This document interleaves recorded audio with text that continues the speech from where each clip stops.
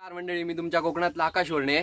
आज आपण ना काळशे गावातील एक सिंधुदुर्गातलं एकमेव मंदिर शनी मारुती मंदिर, हे शनी मंदिर आहे ना ते सिंधुदुर्गात एकच आहे, तेथे आपण जात आहोत। तर आपल्यासोबत ना आज अभिषेक खटावकर, अश्विन डोलम आणि अभिषेक राऊळ हे आपल्यासोबत आहेत। तर चला आता जाऊया आणि तुम्हाला दाखवतो काय काय आहे तिथे ते। चला।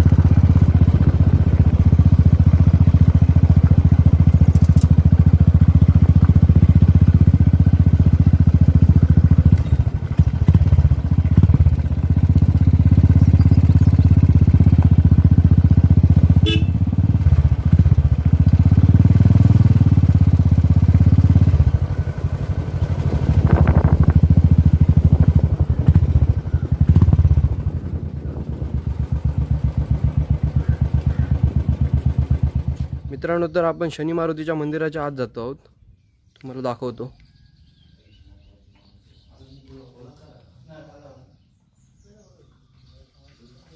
हे पहा मारुतीचं देवस्थान।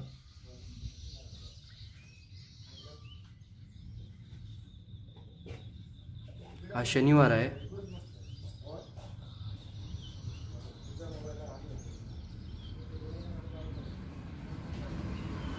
आणि ह्याच्याच मागे शनिदेवाचं मंदिर आहे, मला दाखवतो मला।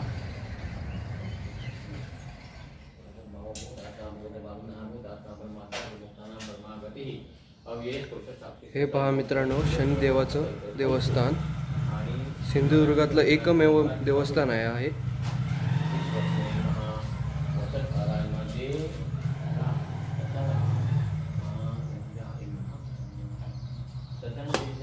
पुढे मारुतीचं देवस्थान आहे आणि त्याच्याच मागे शनिदेवाचं देवस्थान आहे।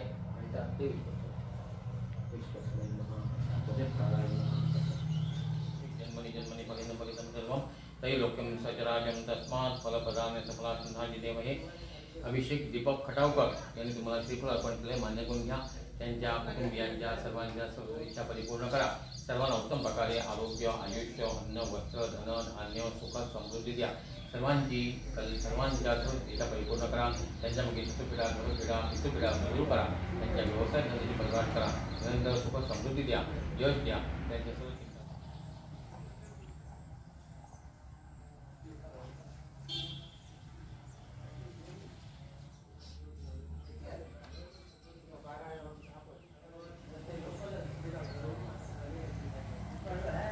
काका माका सांगा की ना शनी महाराजांचं दर्शन ना समोरून का नाही घेतलं जाईल?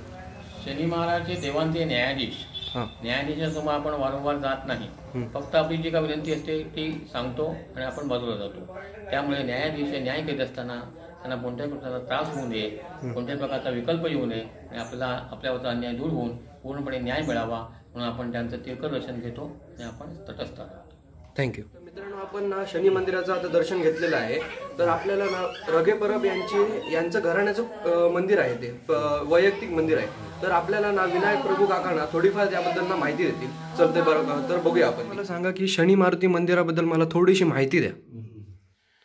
ते माहिती म्हणजे ती शनी मारुतीची स्थापना आमच्या आजोबांनी 1930 साली केली आणि म्हणजे रघे परब घराण्याने. आणि नंतर त्यांना काहीतरी त्याची हे झालं म्हणून त्यांनी 7 वर्षानंतर शनीची स्थापना केली.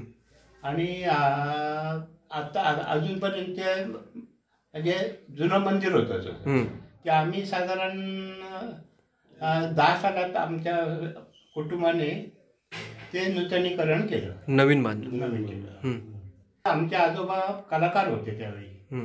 ते गणपती बनवायचे, नाटकं बसवायचे, परत वाद्य सगळी वाजवायची, तबला, पेटी, मृदंग वगैरे याच्यात पारंगत होते. त्यांनी बरीचशी नाटकं पण बसवलेली होती. असे कलावंत होऊन ते पोलीस पाटीलकडे दिवस होते. हे मंदिर साधारण सिंधुदुर्गातलं एकमेव असं मंदिर काश्यामध्ये आहे.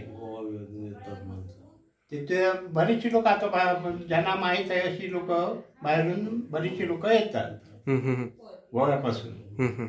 मंदिरामध्ये काय काय उत्सव केले जातात? तो उत्सव म्हणजे हनुमान जयंती, शनी जयंती असे उत्सव केले जातात. आणि दर शनिवारला आजोबांपासून आम्ही तिथे जाऊन तबलापेटी घेऊन भजन करतो. भजन केलं जातं. भजन केलं जातं दर शनिवारचं. थँक्यू. मंडळी, अशा प्रकारे आपल्याला काकांनी माहिती दिली. अजून एक सांगण्यासारखं मंडळी म्हणजे तुम्ही सिंधुदुर्गात असाल किंवा आलात तर नक्की सिंधुदुर्गात ना एकमेव हे मंदिर आहे, त्याचं तुम्ही दर्शन घ्या. आणि लाईक, शेअर आणि सबस्क्राईब करायला विसरू नका. चला, टाटा, बाय बाय. मंडळी, आमच्या कोकणातला आकाश वर्णे माहितीच ना का. कर कर कर